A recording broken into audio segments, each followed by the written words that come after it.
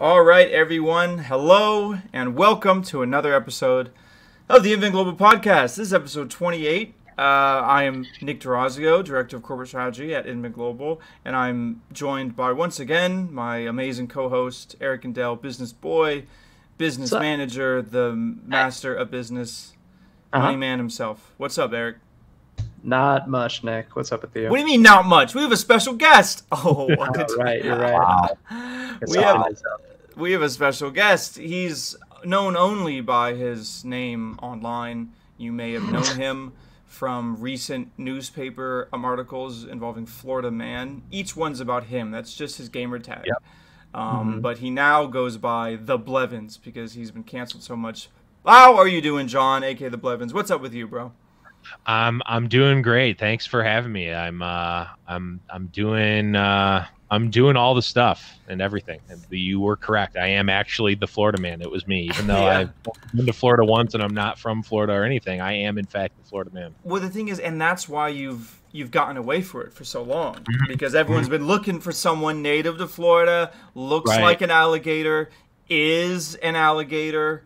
You know, and it's like, no, it turns out it's a human male gamer. So on this podcast, we usually talk about like gaming things and esports things. But usually what happens is some breaking news happens just before we're about to start. And now I have to talk about it, which is the case of this. But before we get into this breaking news in this episode, you're probably going to know it if you're reading the title. Let's talk about the games we play. So we usually start each podcast with the games we've been playing. I'll say right now, I've been playing nothing but Melee. I've actually been streaming on my own personal stream. You can check it out, Durazio the Third, the 3RD. But I've just been playing Melee, man, and it's so fun. I've actually I wrote an article about one of the best Bowser players in the world. He's been playing Bowser competitively for maybe the past 15 years. People have never. His name is Gimpy Fish. I was gonna say that. It's Gimpy Fish. I was going to say that. Wow. And Bowser, I didn't think I would hear. Oh again. Yeah, man. Because Bowser's one of the most low tier characters in the game. Why would anyone play him? But Gimpy Fish has been. So, anyways, I wrote this article about it. It was all cool. And then I run into him online. Wow. And the great thing is he recognized my ad because I wrote the article about him and he like retweeted it. So, I feel like he like gave me tons of games. I played like at least 20 games with him. I lost every one, but they were close. They were close. Like I would get him down to like 2 stocks pretty consistently. I think I got him down to 1 stock, like once. But man, his Bowser, dude, it really is like it's the best in the world. He's such a bad character, but he manages to make it work. And who are you playing as now? Oh, I play it as I'm like one of those character specialist, as in I play every single character. Like I know every single character's game plan, moves, the broken moves, their combos. Because when I was a kid, that's all I did. Like literally all I did was go in training mode by myself for like hours each day. That's a very common thing, I think, for around that Melee age when it was like a new game. There were literally people who played it nonstop. That was one of me. So anyways, it was super fun to play him. I loved that. And I'm also playing Heroes of the Storm because we got that young Heroes of the Storm League coming back to North America. I'm going to put back on my Heroes journalism hat. We just put on a big article announcing it. So I'm excited for that. Those are my 2 favorite games, and they're coming back strong. Nice. Yeah, what about you, Eric? I've been playing a lot of Monster Train. I don't know if you guys are familiar with it. Super good. Like I've said before, it's like Slay the Spire-esque roguelike deck builder. It's super good. I've beaten the final boss a couple times. I've gotten up to Covenant 5 now. I've just been going in with like random classes and seeing what like synergies I can get going. But it's super cool, super fun, and it's just something I can do while I listen to podcasts and stuff. And I actually got into Smite this weekend with friends. I was very interested in that. I'm sorry. I'm so excited. Please tell me about your Smite adventures. No, because the guys that I play Here's the Storm with, we finally got fed up with just getting absolutely demolished and ranked. So We were looking around. It was like, oh, what games can we play? We want to play against people and stuff. And yeah, Smite was. I mean, it's free. We jumped into it. We were big into Battle Right for a bit there too, and it's love Battle Right. Yeah, and it was kind of like a mix between, I guess, League and Battle Right. But yeah, we're getting super into it. We're doing like arena matches, and we just like fly by those pretty quickly. We're trying out all of our characters and picking our classes and stuff. And so yeah, it's fun. John, you were on that Battle Right hype. Yeah, I mean, I don't know if I was fully into it. Like a lot of people I know. So my producer for Legends of Runeterra right now was one of the like. I don't know if he was a caster or if he was a producer for Battle Right. Like he has the special little like Battle Right Twitch thing that like only have. But yeah, like I played that game. I had one of the like special. I had the Razor skin, the Razor mount skin that was like kind of rare at the time, and the like the dark like skeletal horse one that I think was kind of rare. But yeah, I thought that game was sweet.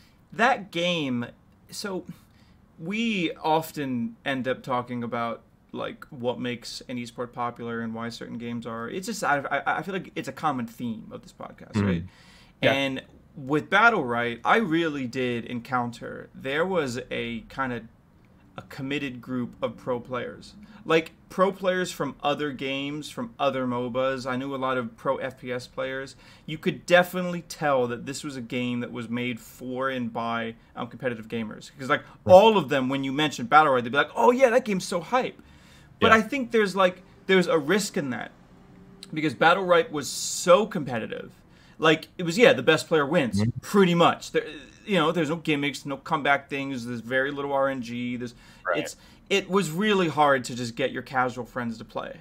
And that's such the secret sauce to making a game work. You need to be able to onboard some of your casual friends, make a game night of it. But that was so hard to do with Battle Right. It was like you either found someone who was wanting to grind out 2s and 3s with you and really get salty and sweaty, or Yeah, you get really salty playing that game. And it just got to a point where we were playing it and we kept running into the same guys like over and over again because the player base had just kind of shrunk so rapidly. But it's cool. And Spite's just one of those games where, it's always been kind of in the background, but it's performs like really well. Like it's been out for 5 years and I was checking out the Steam charts and I was like really surprised at how, there hasn't really been like a dip out of their audience like at all. It's either been like growth or just like kind of staying true to like the numbers that they had at launch, which is it's cool.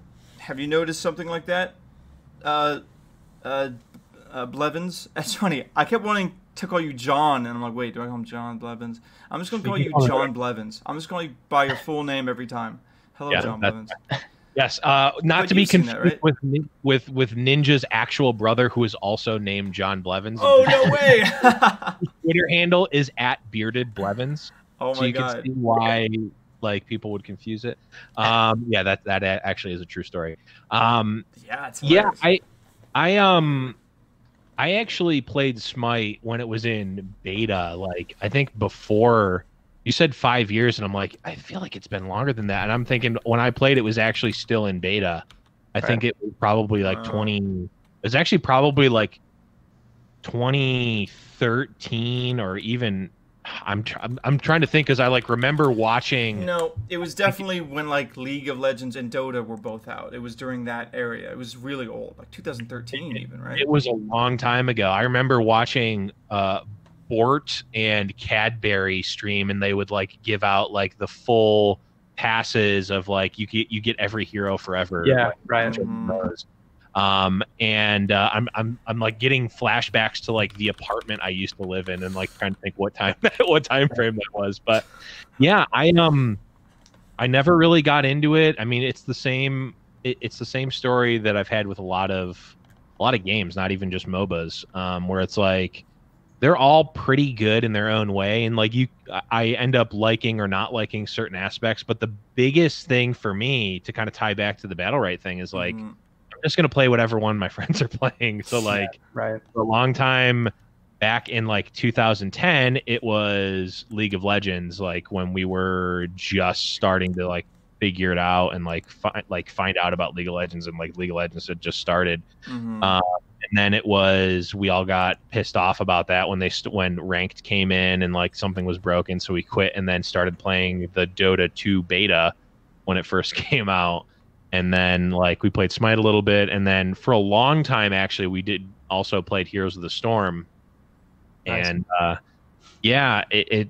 I actually, you know, we were not like super competitive or anything, but played that for a long time, and I actually just completely out of nowhere just downloaded it again.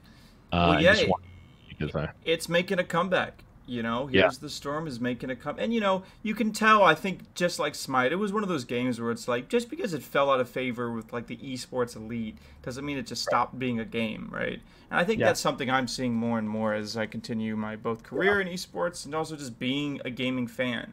It's nowadays the popular notion is like your game is either dead or it's alive. It's either on the top of the streaming metrics and every big streamer is playing it, or it's not. And it's funny because like I think maybe 4 years ago, I'd say that I was firmly in that mindset of thinking. Like, you know, I was like, if the game is not popular, I don't want to play it because there's no scene, because there's no competition, because there's no guides, right? Like, I want to be a part of a game that's active and big.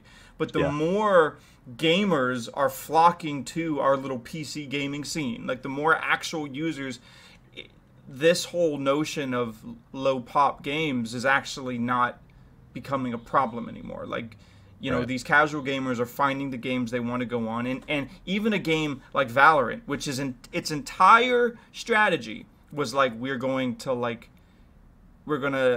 kick the door open and be the big popular esport that everyone loves, right? Even Valorant isn't enjoying that level of monopoly that prior esports had. Like a game that hype and that big and that popular, it still doesn't get like overwhelming tournament stream numbers. It's not as if it's the only game people are playing or even writing about it. I mean, shoot, it still competes with Melee and its tournaments, right? So I just think it's interesting. As I get older, I care less and less about who actually likes the games I like. I just literally play the games I like. If it's not popular, I don't care. I think the team behind Smite is just super content with, you know, not being the biggest game in the world. High Res Studios, they also developed Paladins, which is kind of like that Overwatch like knockoff, as people like to describe it. But super solid fan bases. And they're just super content with just kind of keeping their current audience happy. And then it's just like one of those things where they'll bring their friends into it, and that'll be that. So but I'm happy with Smite so far. Well, cool. Speaking of things I'm happy about, all right, I'm going to just kind of skip to the biggest news of the day, and then we're going to go over to the things we were going to talk about. So we were going to talk about this awesome Legends of Runeterra expansion, and don't worry, John, I still really want to get your opinion on this. And we're obviously going to talk about Here's the Storm, we mentioned that, but holy shit, Epic just announced a pretty huge, like, public fight and legal battle with Apple, and they are really not holding any punches. This isn't just legal teams between legal teams. No, this is full on. It's like the entire company is taking a stance. The Fortnite, the art team, the devs, everyone. Because let's just be real, Apple, with the flip of a switch, just denied Fortnite for billions of devices. So that's kind of what the story is, right? Epic changed their V-Bucks system. So they changed something about it that would essentially help the player. I can now spend less money, right? They discounted it, basically. So I think it's like a 20% discount from what it was. Yeah, but that would hurt Apple's bottom line, because the whole thing that they were rolling out was in contrast with some of the surcharges and some of the high fees that you get from dealing with the App Store. Well, yeah, the whole thing was that they gave two options. It was like, you can pay through Apple and pay the old price, or you can pay through Epic and get the discounted price. So obviously, like, why would you pay the more expensive price? Of course. And apparently Apple's not super happy about that. Which is crazy, because this is precisely what a monopoly does. A monopoly kills competition. It kills the ability for a company to undercut like this, because their product is just better, because they're too big. So literally, by Apple just like removing Fortnite from, it's funny, they didn't like remove it from the store, they just stopped the App Store from updating Fortnite ever, which is just as bad. It means that now you just can't play with everyone else, and I doubt those old games are even supported by the servers. So as a result, Epic then released this shot-for-shot remake of Apple's iconic 1984 ad. And now it's funny, I feel back in college talking about like advertising and like marketing, right? But this ad is like super famous. It's like it's Apple's legacy.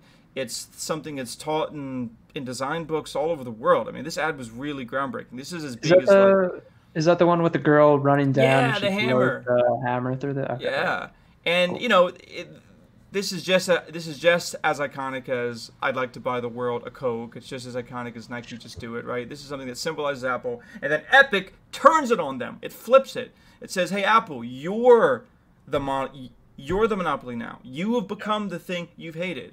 And even in their specific legal language that outlines it, they pretty much go hard on that point. They go hard on the point in saying that Apple has transformed into the very thing that it was supposedly against. So it's really big news, and I'm just curious. I think Epic is kind of aware that if this goes to court and everything, they're kind of on the losing side of this. I mean, they're basically just breaking the terms and conditions of putting an app onto the Apple Store.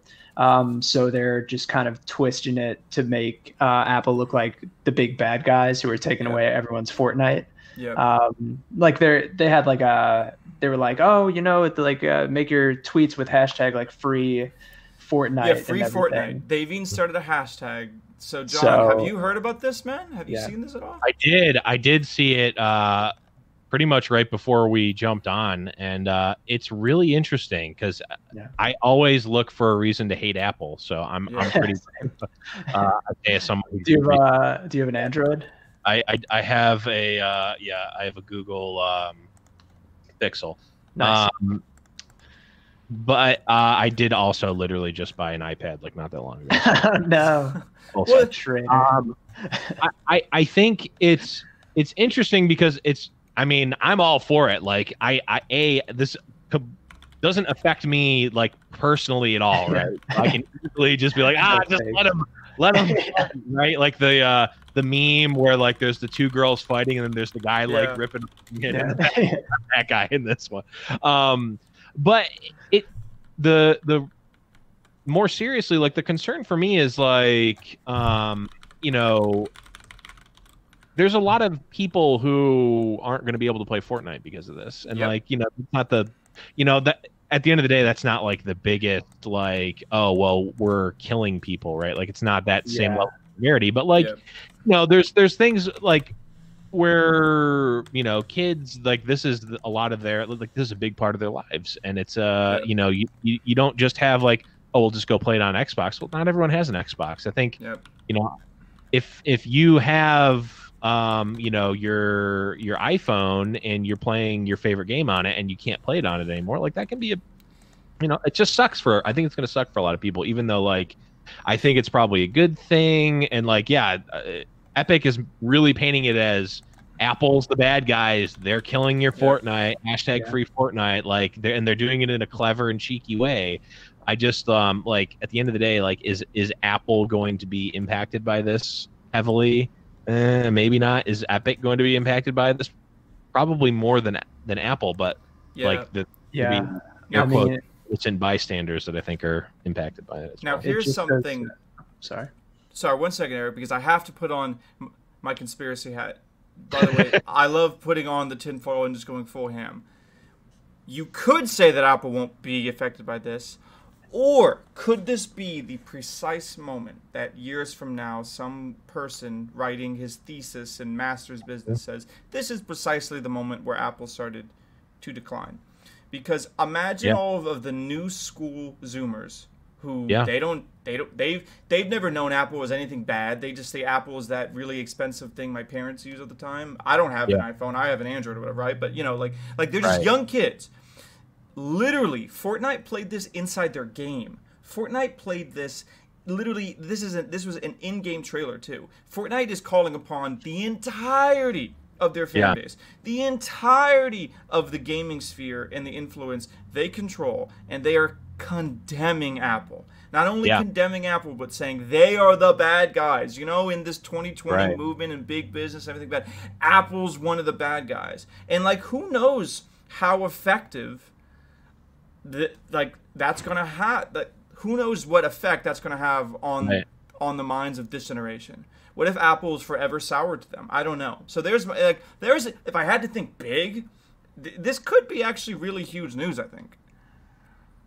Oh, I think it's really big news. I definitely could see that as a possibility. As like, you know, maybe it doesn't do anything now, or it doesn't decline, you know, it doesn't hurt Apple's stock or image today. But like, if I'm 13 right now, or even young, like, you know, 10 or 11, and I'm playing Fortnite on an iPhone, and Fortnite says Apple's the bad guys, like, I'm just trying to think, like, if like Nintendo did that when I was younger, or like Microsoft it's true, right? was like Apple's the bad guy. I mean, I guess they were saying that, and maybe that's why I hate Apple now.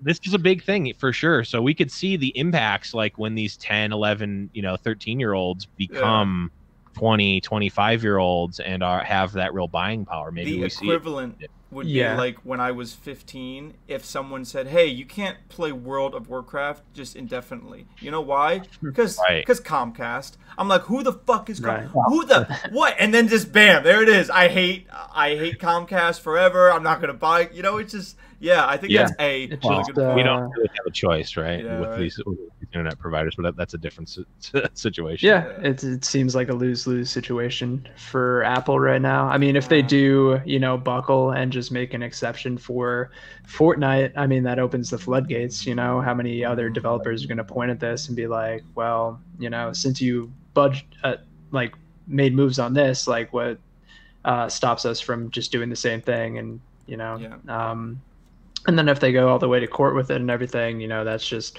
long time exposure to these Fortnite fans, is like Apple being the bad guy and everything. It's just a long case of bad PR, you know. And it goes to show how big Epic has gotten, you know, that they could just go head to head with this multi-billion-dollar company. I mean, they're doing the same thing with Steam right now, with all of their acquisitions and like exclusive titles that are coming to Epic for like year-long exclusivity rights. And well, you know, it's crazy. Actually, John, you were going to say something.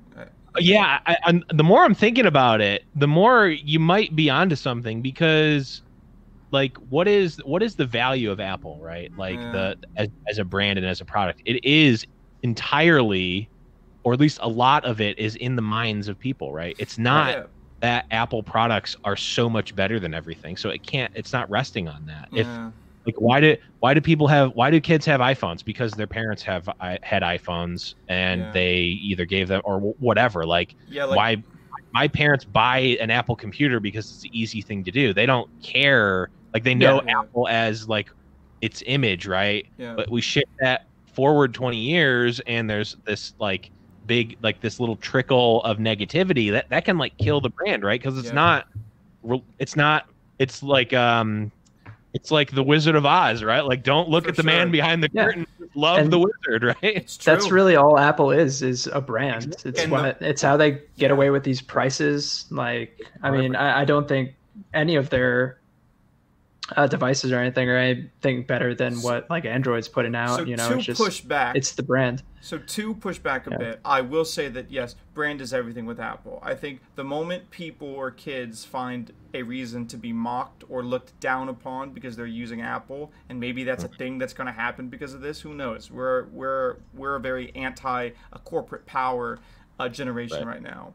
But I will say that Apple seems to have always had a somewhat negative reputation with gamers, and especially, you know, like PC gamers.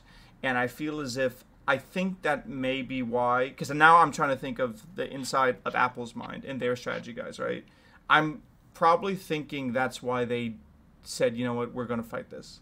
Because it's like, you know what, like gamers aren't even our core demographic, right? Like, and the people who probably do, you know, download Fortnite and buy skins, I was like, they don't care. Like, maybe this story's big for us because we're adults, but I always have to be sobered by the reality is that nope, the majority of users on YouTube, kids. The majority of people on Twitch, kids, right? They don't care. So, you know, I think maybe that points towards signs that this is going to be all right for Apple. But then again, on the other end, because Fortnite has so directly made this about good guy versus bad guy, maybe those kids will actually care now. So again, big story, really interesting stuff. We're probably going to be talking about this again down the line, but it is important to note that this is one of the very few times that we're going to talk positively about Blizzard on this podcast. And it's not that we hate Blizzard. It's not it's just when we talk about the news, there's always something negative with Blizzard. I always have to report. But I will say, no, this is a good news. This is a good bit of news. Wisdom Media, in partnership with Heroes Hearth, which was, I believe they were a team, but they also do content. They started in Hearthstone. They also did Heroes of the Storm. It was just kind of a very, very solid tier 2 esports team that has kind of found their niche in content. They're really good broadcasters, really good content creators, and streamers. They've announced a North American Heroes of the Storm League. So nearly 2 years after Activision Blizzard made the decision to fire a bunch of people on Christmas or something literally evil like that. Like, it was insane. Like, you know, like they decided to just cancel the league during a major holiday. Hilarious. Neither 2 years... 2 years after, we're back. Now, of course, this is not an official Blizzard thing. This is Heroes Hearth, and this is Wisdom Media. But from my understanding, they have gotten the blessings of Blizzard, and obviously Blizzard is going to be supporting them on this. I don't think Blizzard is going to make this hard for them in any way. I bet you can see Blizzard is probably going to help them, shout them out. The Heroes of the Storm competitive scene is currently alive and thriving in Europe. I won't say thriving, but it's definitely alive. Like, if you were to say anything about Heroes of the Storm competitive, it's in Europe right now. Caldor has been casting games continually, and the really, really good teams have spawned as a result of that, because, you know, they know that their games are going to get cast every day. They get more. That's kind of how you build a scene, right? And I think we're going to start seeing the same thing in NA. So I'm happy to hear it. I'm happy to see that Heroes of the Storm is back. John, you have to be a little happy to see that Heroes of the Storm is making a little comeback in North America too, right? Yeah, it's definitely a cool thing. And full disclosure, I do a lot of work with Wisdom and with their group of stuff. So Giant Slayer, who I cast for, is part of that world and Wisdom umbrella. So I don't actually have any insider information on the Heroes thing, so I'm not worried about leaking anything. So but yeah, no, it's really cool. And my my LOR co-caster Casanova was a pro player in HOTS, and a lot of other people that are actually in different games now, TFT and LOR and other games, were former pro HOTS players. And like, just talking with them, and like, it's always like, yeah, man, those are the good old days. And then Blizzard did the dream literally in front of us. And like, it's such an interesting thing, because it was never like, I mean, I've played all the MOBAs, right? Like, it's not like I've like, it's not like Heroes of the Storm is like, well, the game just sucks, right? And that's why it's failed, right? Yeah. It's, in fact, I would argue the opposite. Whenever I was bigger into MOBAs, if people were like, oh, what should I play? I would, without hesitation, be like, play Heroes of the Storm. It's the best one to start with. And if you want to get more, if you want to get it's the best starting MOBA for sure. Different IP better, go to another one.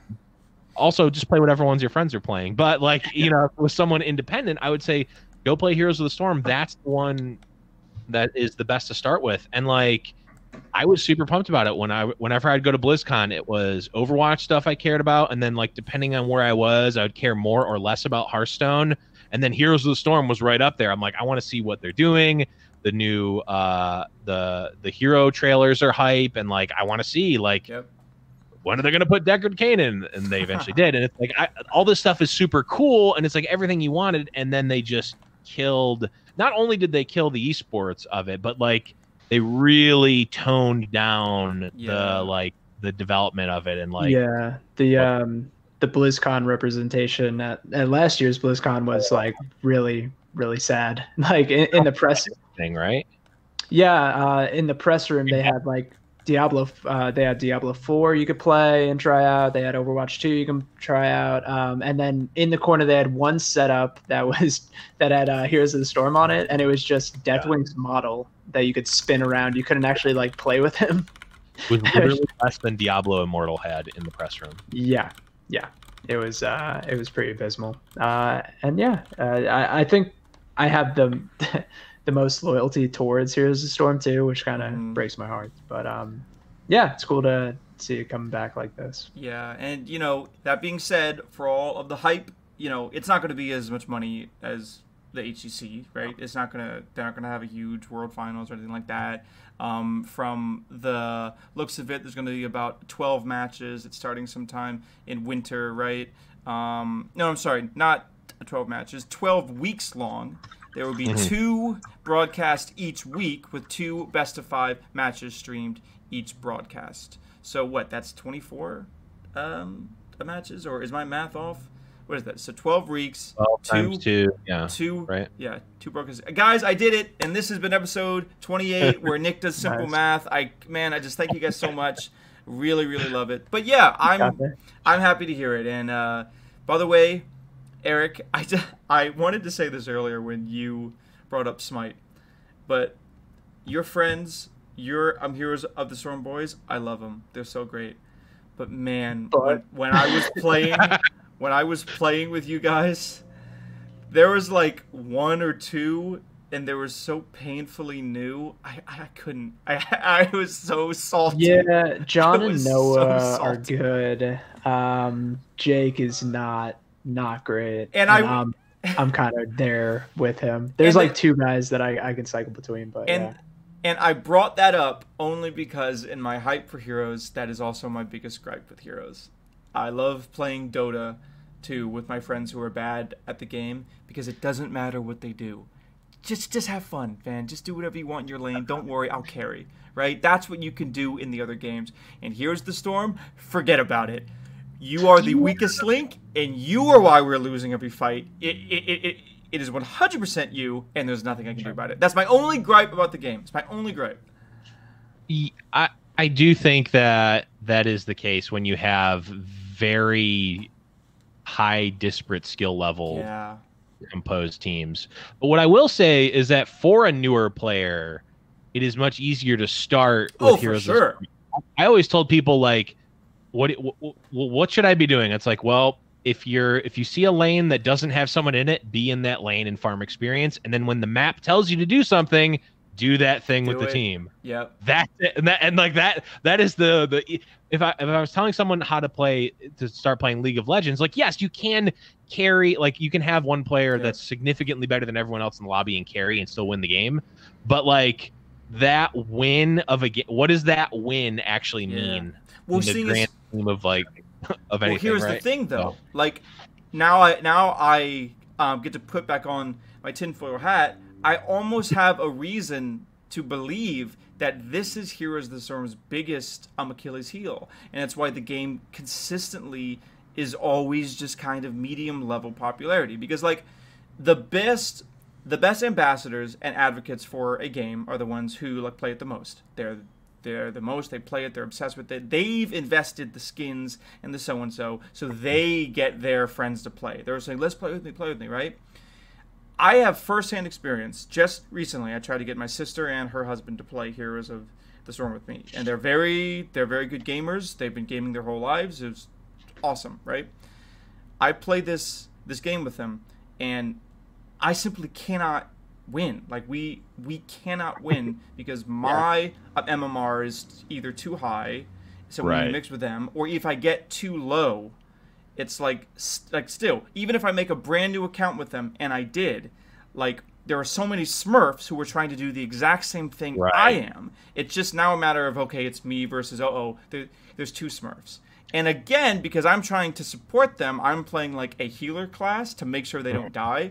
So it was actually very hard for me to even give them a good gaming experience, because I'm trying to like explain to them, this is what we have to do, and it's like, how do I say to them, the reason we're losing every team fight is you're just bad. Like there's no other way to describe it. And I think that because we lose every time we play, they just stop playing. Like they just stop playing. And it's like, it's hard for me to then rally the base and be like, hey guys, you up like Heroes of the Storm again? They're like, not really, because you know what I mean? Yeah. But I felt that with almost every team game I've ever played, though. Yeah. Fair. With Overwatch, with League, with Dota, with all of those. And I've been on both sides of that coin, too, where I'm significantly better or significantly worse than the people I'm coming into. And, like, you're 100% right that it is hard to have a game. Like, it is hard to find an environment where, like, you are smurfing for the greater of the game, and there's other Smurfs that maybe are in the game that are just doing it to win. Well, I think everyone's trying to do it for the same reason. Like, honestly, like well, actually, yeah, you're right. You're right. There are some Smurfs. There are some serious villains out there. Well, you know villains. What is the word for when someone believes they're better than what they are, so they make a Smurf because they're not satisfied with their current record. It's like their like main account is like a hard stuck plat, but they're like, no, I definitely deserve to be in Diamond or Master. So they make reset my MMR, yeah. So they Smurf reset my MMR. Chat. Who's the antagonist in the Smurfs? Like Gorgle or something? Gargamel? Yeah, they're series Gargamel. You know what? That's actually not bad. They're called Gargamels. We're coining it right now. A Gargamel is a certain type of Smurf who's only Smurfing because they think they're better than everyone. They're the ones who flame. They're Gargamels, calling it now. Yep. And they're the people that sign up for like beginner level like 3v3 basketball when they played their whole life. Yeah. Well, speaking of things that I know very little of, like basketball, but I know are very popular to everyone else, let's talk about the new Legends of Runeterra expansion. So, by the way, this is now like the fourth podcast guest in a row who has told me good things about Legends of Runeterra, and I know, me and John are friends because we bonded over an Overwatch tournament once. We both love Magic. We both love Magic. We played Magic for so long. So when John says Legends of Runeterra is good, and Sajam said it was good, and I think Dreadnought said it was good as well. Yeah. Right? We got this whole crew of Legends of Runeterra boys. So there's a new expansion. Is it good, John? I just want your opinion. Good expansion, bad expansion? Well, we know very little about it right now. I think we have about 12 cards that are revealed so far. Okay. We've got a new region, or if you're coming from Magic Color, or I guess if you're coming from Hearthstone, kind of like class, but not really. Yeah, we're getting a new one, which is Targon. Targon. Yeah. Targon. Nice. So what color are they? I'm like looking at the article now. Are you talking about what physical color are they, or what color would they be in Magic lore? Yeah, like how would you try to describe them in Magic lore? So far from what we've seen, it's like blue-white kind of. Blue-white, all right. Like the small utility creatures. Small flying, but like also the buffs of white. Value. We've seen right now. We've seen pretty much all cards that have the keyword support. Which, if you are unfamiliar with, is an ability that triggers when you attack with a unit, and the unit next to it will get the supported ability. So, for instance, there's a unit that when its support ability is the supported unit gets 2 health, essentially. Wait, isn't that like banding? Is this like Is this a new school version of banding? So funny that you bring that up, because literally yesterday on my Legends of Runeterra podcast, we talked about how they brought banding back and how banding is playable right now. I can't believe they did. Look, it only took 30 years.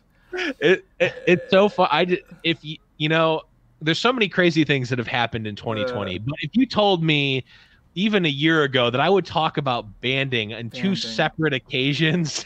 So by the way, I'd say no. I don't believe that. A banding is it's a very obscure and very old Magic the Gathering mechanic. It is infamous for how absolutely convoluted and confusing and complicated its ruling is, and all of these complex rules and vague wording just to have the most mediocre combat. Like I'm talking, it's such a pointless mechanic. Like, if two attacking this is the kind. Let's see if I can try to describe banding.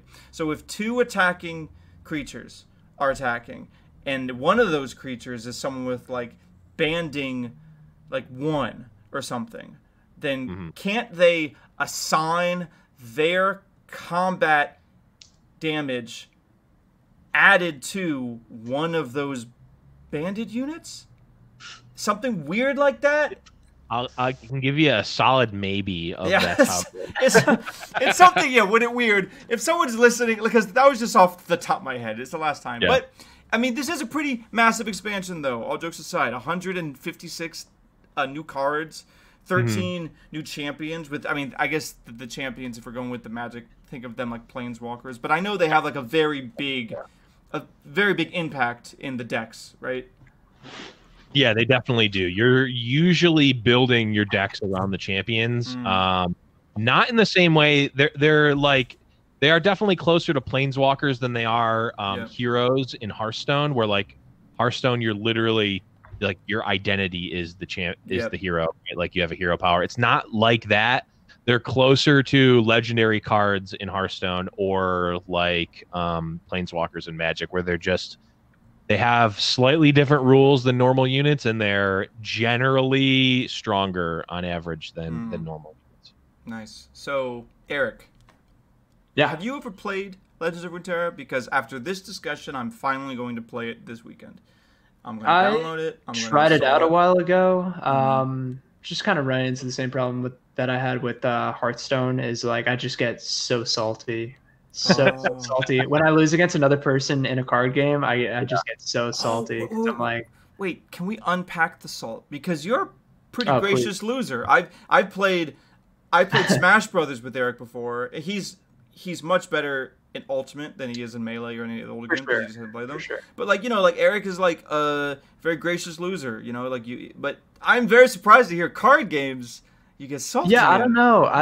I just feel like it's a slower burn. Maybe that's what gets to me, or it's something that like, oh man, I should have played this when I played that, and like the time that you have to think about every single mistake that you made, and like, I just got blown up with this deck that I thought was like so good, and then I'll just like go back and be like, oh, all right, what happens? And I just get like way more into these single player kind of card games, where I can take everything that I really love about the genre and just kind of if I lose against a computer, I'm like, well, it's not bullshit. This is how it was designed. There's obviously like a workaround. Yeah, exactly. So that's why I really got into Slay the Spire, Dicey Dungeons, SteamWorld Quest, and now like Monster Train. Just hopping from them, and I really like the roguelike aspect of it, where it's like, you make your deck as you go along, basically, and like you start from scratch at the beginning. So there's not like, you're not trying to improve it. You're just trying to be,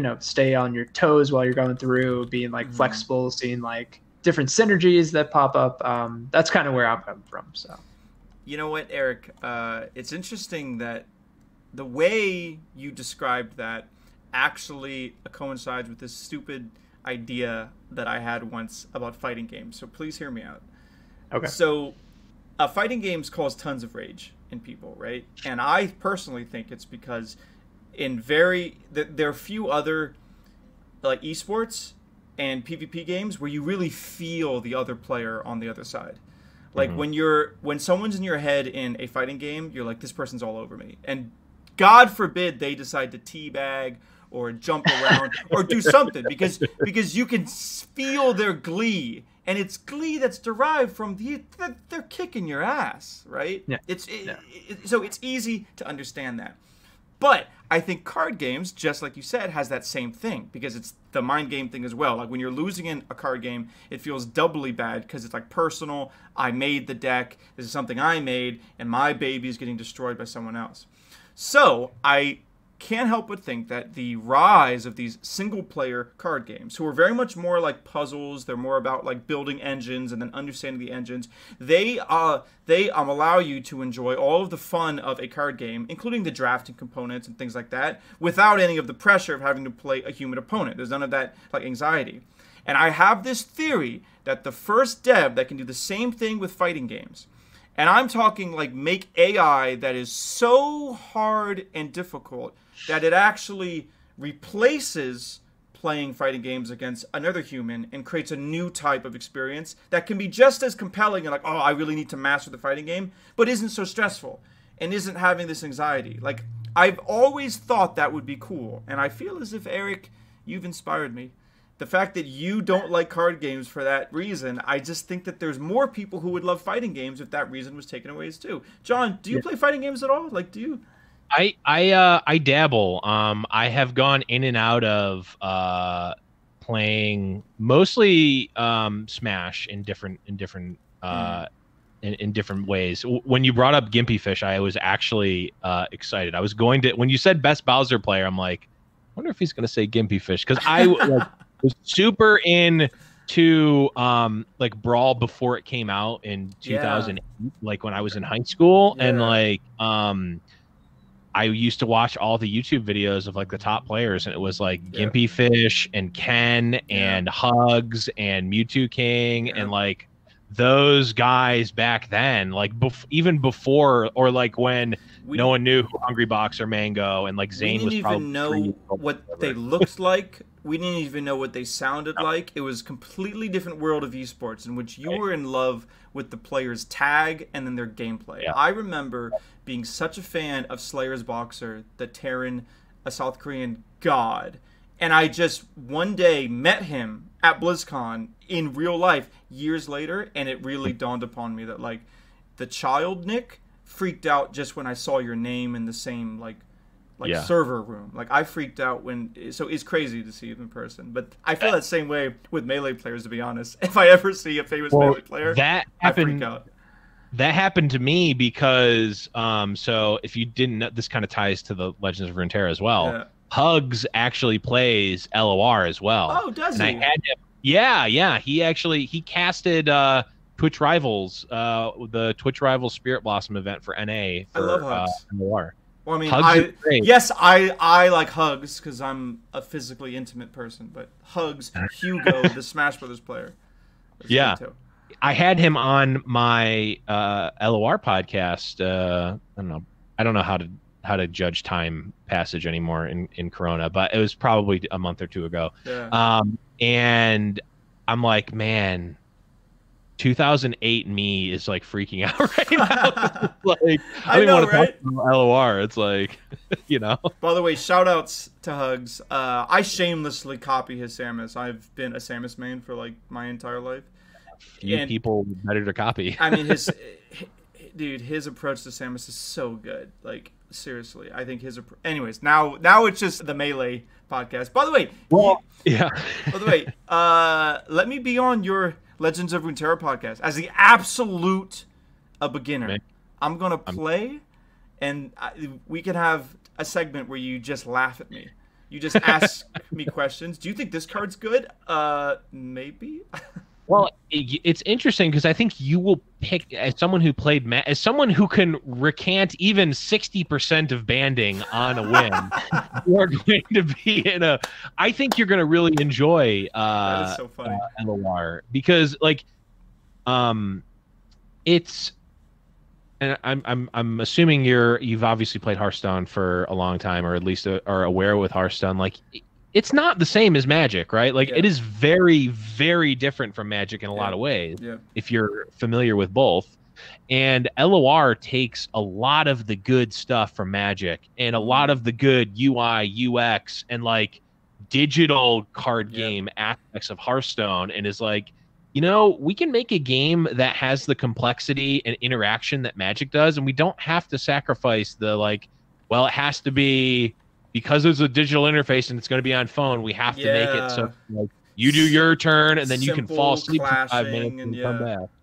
They really have elegantly implemented a lot of cool things that make it feel much more like Magic in a good way than Hearthstone does. So I think you'll really like it. I'm gonna Nick, try are you still playing Teppen? You know what? Okay. Have you heard of Teppen, John? Yes. So yes, I have a love affair with Teppen. I say that because we almost became wed. We were almost married with Teppen, and then Teppen left me cold at the altar. So I traveled all the way to Japan for the Teppen World Championships. I covered it. I wrote about it. I reported it. I know the strategy of the game. I was in the meta. I loved Teppen, and I had this hope that Capcom would trust me to help market their game, because my thing was like, listen, Capcom, you got gold here. The fact that it's not popular, like in the West, that's your fault. And they. And I pitched it to them, and they never bought it. If you're listening, Capcom, because I actually just recently sent them an email again, Eric. The reason you brought that up, yeah, I did, because I just saw they had this great big expansion, so much new stuff. Guess what? No one cares. No Twitter buzz, no anything. Just another. The last thing that I heard about Teppen was that they were doing like haiku contests on Twitter. It's so stupid. I don't know who's doing their marketing. You have the most popular Capcom IP ever on a mobile card game in the middle of a pandemic, and the gameplay is so unique and different, and you don't even try. Anyway, sorry, I could get passionate because I really do love the game. But Teppen is one of those games where I know I was saying before how I don't care if a game's dead or everything. I had to stop playing Teppen because it was just pointless for me to do so. Like, I work in esports, so like there's this weird value when I play a game and get better at it. Like, it adds to my value. So I play games that literally I was sitting on all of this Teppen knowledge and meta knowledge, and no one cared. I would even write these Teppen articles, and the Teppen community would love it. But the Teppen community is like 20 guys and a dog. So it's like, well, okay. I'm sorry, Teppen, I can't. Yeah. So I love Teppen, Eric. To answer your question, I still occasionally watch it. I don't play it, but I watch the show matches and the tournaments between the good players. Put your hand on the screen. Like, dude, how can you mess up with that IP? From what I played with Teppen, it was like super unique in the way that it like approached card games. It's voice acted, animated. And especially like so with all the Capcom characters that they have in there, like all the IPs and stuff. Yeah. I don't get it. That's crazy. What do you think, John? What do you think about Teppen? Like, why hasn't Teppen? We don't have to do this. Well, no, I mean, I'm just curious. I actually I'm kind of familiar with Teppen, and I just like, so I thought the gameplay was fine. I just never took the time to really learn it. And like I do think it's really cool because it has that like that live aspect of it that card games don't normally have. It felt more like Clash Royale in that sense to me than like Hearthstone or anything. I get that. A great example. It's actually a lot like Clash Royale because it even like your deck like pops up in the cards like that, and you get mana in real time. I think you know what? To be honest, I think it's a battle right situation over again. The competitive card guys I know that have really given it a chance, they say, "Oh yeah, Teppen's great." It's like Teppen competitively, next level game, seriously fun. But to get to that point, it requires so much investment in time, and it requires so much to learn because it's a fighting game too. That's the whole gimmick kind of, but there's timing involved. Like when I play these cards, I will literally lose the game if I don't play this card fast enough. And by the way, I, as your opponent, knows this, so I'm literally waiting until you have the smallest possible window of time to do it. So most high-level Teppen matches are two people on their phones with their finger just waiting to play the card. And it's this game of chicken. And then all the cards happens at once. Yeah. And some people like it. to tie it back to the battle right situation, I think even more so than battle right, like the card game community, it really works on the community aspect. There's so many people I've talked to with LOR that like love the game and like are either like Magic refugees or people who still like kind of play Magic casually, but don't play it. They're like, the best part of Magic is the gathering, right? Like we just had Jeff Hoagland, who is a content creator and Twitch streamer now that does Magic and LOR content, was a former Star City Games tournament grinder. And like, I wasn't a grinder, did it professionally, but like we would go to tournaments like every other weekend, like, and drive 8 to 10 hours. And like the parts I remember fondly are not I played this blue-black mirror that was 80 minutes and we kept the whole tournament up and I wanted to kill myself after. It's we all stayed up till 4 a.m. and chugged chocolate milk in the morning so that we could actually play in the event. Like that, like it's that. So like, something like Battle Right or Teppen or any game, it doesn't, like, how good the game is only a barrier for entry. It is not the end all be all. You can have a game that is better or worse, like something like Shadowverse, for instance. Like I played it once. It's Hearthstone, right? Like I don't know, maybe is it like, and people who are super into Shadowverse have told me like, oh well, it's better than Hearthstone because this and this. And it's like, yeah, but like I don't care. Right? Like it doesn't matter if it's better or worse. That's only part of it. And for card games, even more so than other games, like the competitive players need the reason. They need the carrot more so than other things, because if you want to be good at card games, you need to be playing for hours. You need to know not only your deck, you need to know everyone else's deck. You need to know like the best ways to play it. And you're playing hundreds of games potentially. And the game needs to be fun. Yes, the game needs to be good. Yes, but like if there's not like that carrot, and that's part of like why myself personally and the folks at Wisdom and Giant Slayer are pushing so much and like trying to like not so nicely nudge Riot to be like, hey, you want to, maybe we should start doing some LOR tournaments in NA. Is like you need to captivate that, like what I lovingly, by the way, call the degenerate Magic player, like that I was. The like, I'm going to play for 10 hours a day and I'm going to grind and like figure out the meta. That community can be captivated, but like they'll play Hearthstone just as well as they'll play LOR or they'll play Magic. It's like, what is the carrot to get them there? Yeah, and I think you're right in saying it's community. It's always been community when it comes to esports. I often wax poetic about the time in which we competed not for money, but just for the pride of being the best, because it mattered to be the best, because you knew all of the best players within your region or town. And why did you know them? Because you showed up, and it was all of it was community. No one wanted to be the best because it involved a sponsorship.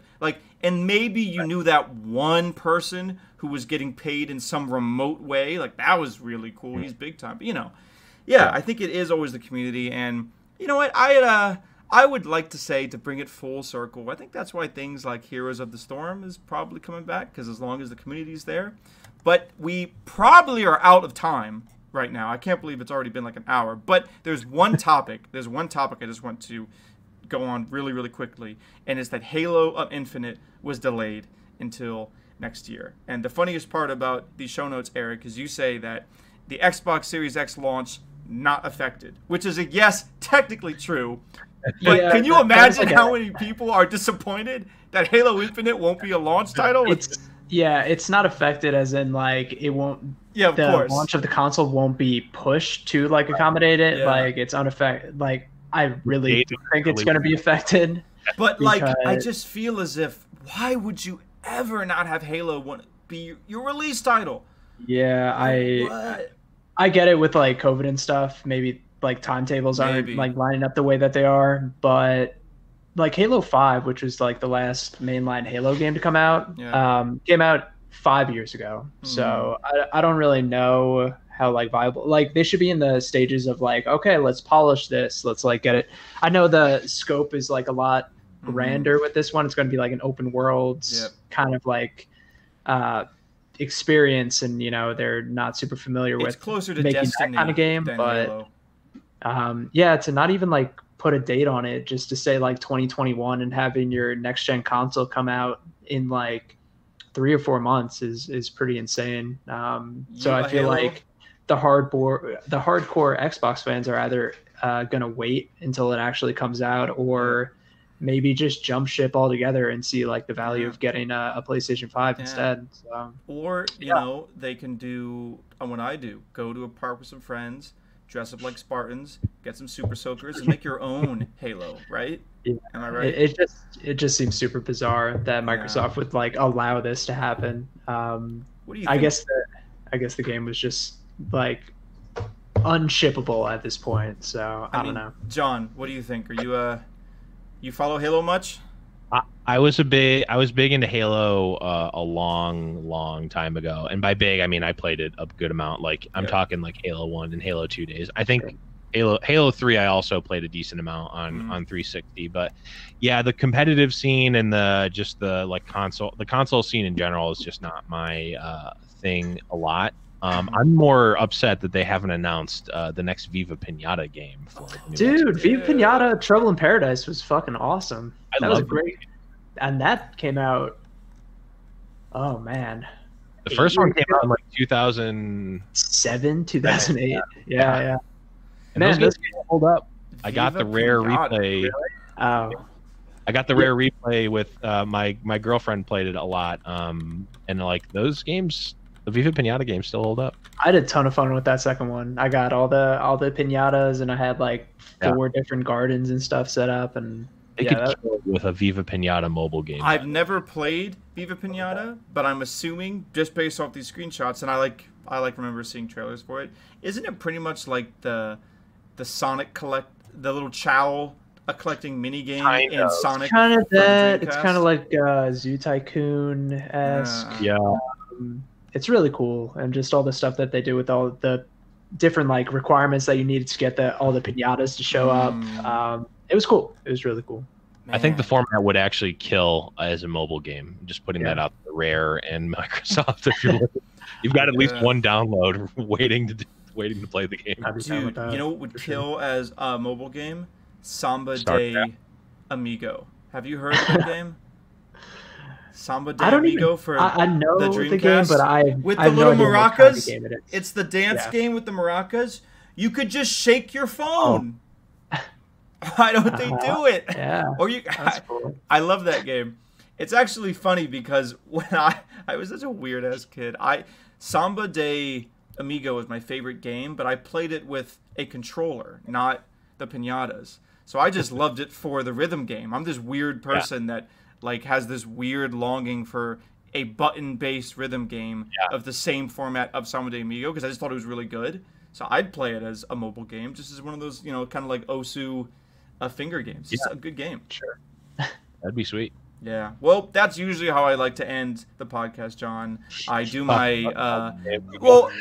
my weekly bid for the Samba de Amigo franchise to return in any shape or form. Last time I talked about a Samba de Amigo fighting game. Before that, it was a Samba de Amigo MMO.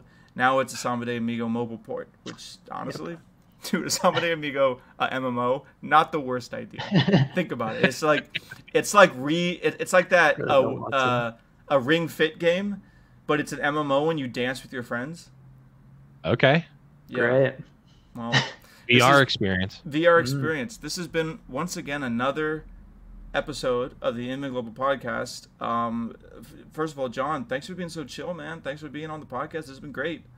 Yeah, thanks for having me. I had a blast. Yeah, awesome. Well, you can check us out at invenglobal.com. You can check out all of our content and tweets at Inven Global on Twitter. And I'm just going to say it, if you're listening to this, by the time you hear it on the recording, our Inven Global Culture site will be live. This is a brand new site that we're putting out. It's the first time we've ever talked about it.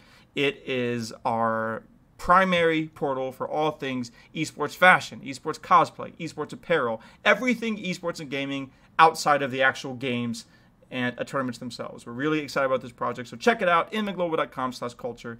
That being said, you can follow me at NickTerrazio3RD. You can follow our fearless co-host, Eric Gindele, at Winko Stainless, and you can follow the Blevins simply at _Blevins, Blevins. He is Ninja's brother. Don't let anyone tell you he's not. Yep. Because the names match up. You know, the names match up. I'm a simple man. I see a bearded fellow called John Blevins, and I assume he's Ninja's brother, right? I mean, that's what Twitch chat does, so why not? Anyways, guys, thank you so much for joining. Do you guys, what are some things that you're doing, John? Do you have any cool stuff to shout out? Yeah, sure. So I do a million podcasts, but since we talked about it, I'll talk about my LOR podcast. It's called Runeterra Radio. You can check that out. It has myself and LOR Twitch streamer and YouTuber Saucy Mailman. You will love him. He is amazing. And also casting Legends of Runeterra fight nights every Friday over at Giant Slayer. So yeah, if you want to see high level Legends of Runeterra esports, that's the place to be. You know what? I'll check it out. That'll be my primer for joining into this world of Legends of Runeterra. You know, it's like one of those bosses in an RPG where you fight him and he's purposely too good and he destroys you, but he motivates you. That's what it's going to be me when I watch these esports pros play Legends of Runeterra. Anyways, guys, this has been Nick Terrazio for the Inven Global Podcast. Thanks again for joining. I will talk to you next week. See you guys later. Bye. Bye-bye. Bye.